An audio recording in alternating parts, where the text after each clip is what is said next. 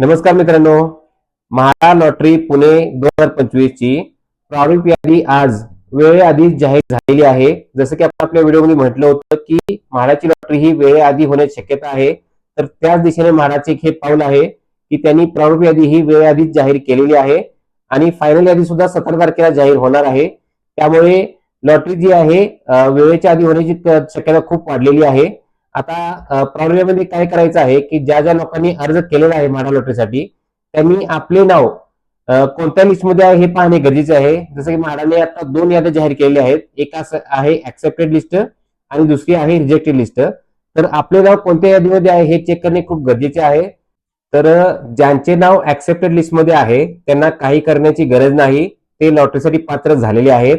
पण ज्यांचे नाव रिजेक्टेड लिस्टमध्ये आलेले आहे त्यांना त्याच्यापुढे त्यांचं कारण सुद्धा देण्यात आलेलं आहे की त्यांचा फॉर्म का रिजेक्ट झालेला आहे.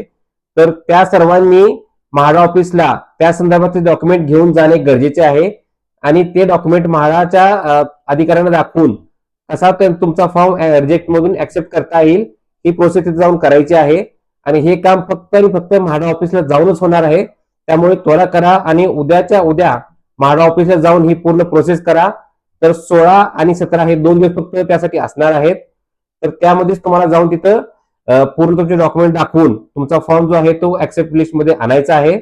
तर अशाच महत्वपूर्ण माहितीसाठी आपल्या चॅनलला फॉलो करा आणि इथून पुढेच्या सर्व अपडेट आपल्याला फक्त आणि फक्त आपल्या चॅनल मिळत राहणार आहेत. तर आपल्या चॅनलला फॉलो करायला विसरू नका आणि आपल्या व्हिडिओ सुद्धा लाईक करायला विसरू नका. धन्यवाद.